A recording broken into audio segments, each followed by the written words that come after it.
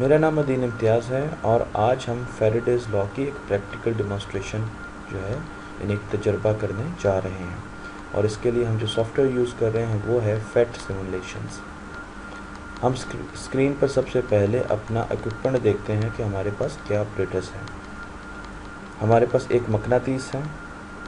मकनातीस में अगर आप देखें तो लाल रंग आपको नॉर्थ पोल उसका, और ब्लू कलर यानी नीला रंग जो है वो आपको साउथ पोल नज़र आ रहा होगा उसका।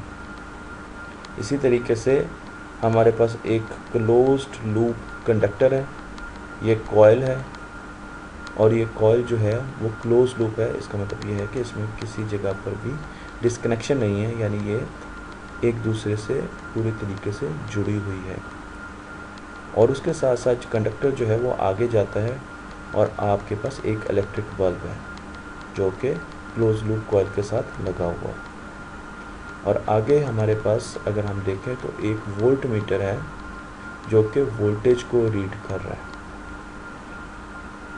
हमारे पास जो मैग्नेट है इसकी जो मैग्नेटिक फील्ड होती है यानी मकनातीसी कशिश, वो हमेशा नॉर्थ से साउथ की तरफ जाती है, नॉर्थ से साउथ की तरफ जाती है।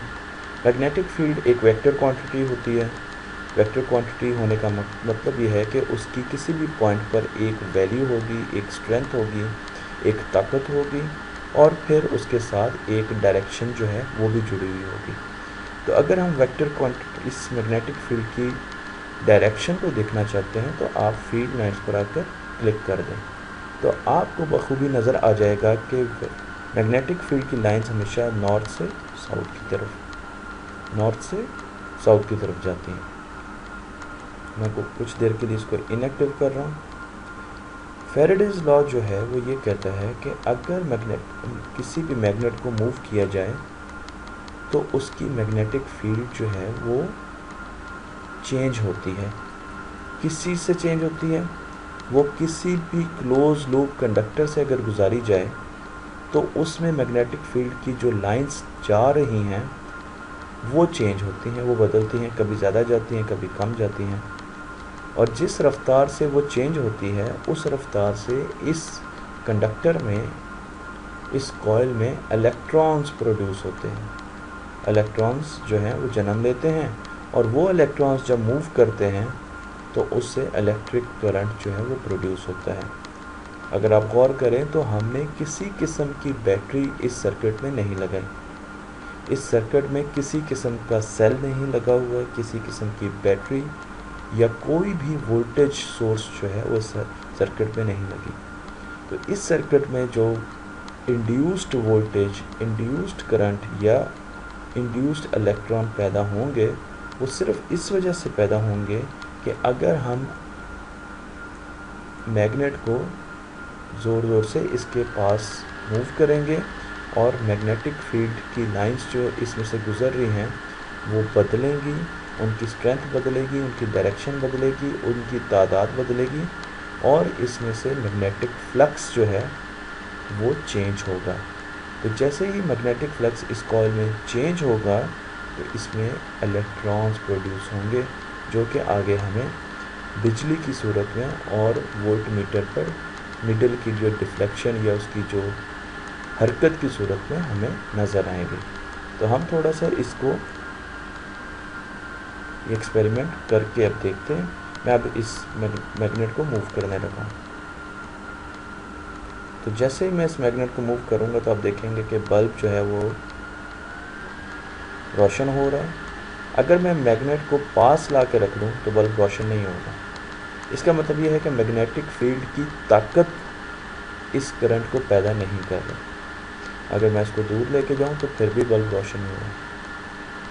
तो इससे ये साबित हुआ कि मैग्नेटिक फील्ड की स्ट्रेंथ या उसकी ताकत एक्चुअली इस करंट को प्रोड्यूस नहीं कर रही। तो फिर क्या चीज़ प्रोड्यूस कर रही है? ये मूवमेंट, हरकत, या मैग्नेटिक फील्ड की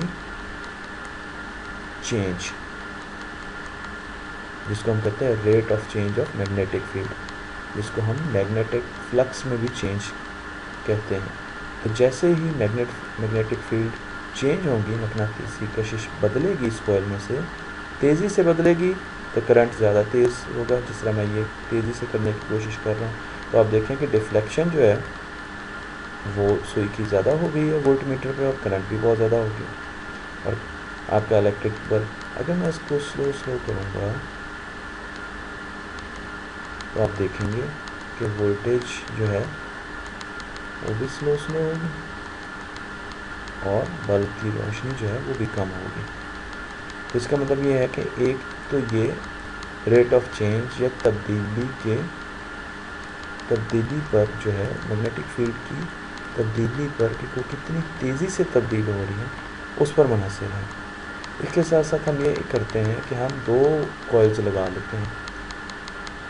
इस कंडक्टर में, इस लूप में 2 कॉइल्स हैं।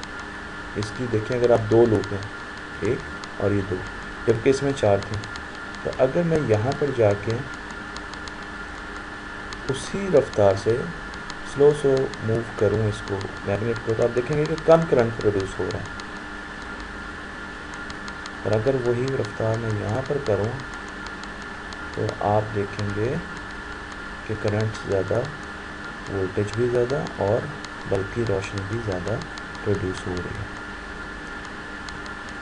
अगर मैं इसको साकिन कर दूँ तो कोई करंट प्रोड्यूस नहीं होता। याद रखिए कि ये करंट इंड्यूस करंट कहलाता है। ये कन्वेंशनल या नॉर्मल करंट, इलेक्ट्रिक करंट नहीं है, ये इंड्यूस्ड करंट कहलाता है, ये इंड्यूस्ड वोल्टेजेस कहलाती हैं, क्योंकि ये बग़ैर बैटरी के, किसी भी वोल्टेज सोर्स के बग़ैर पैदा होता है।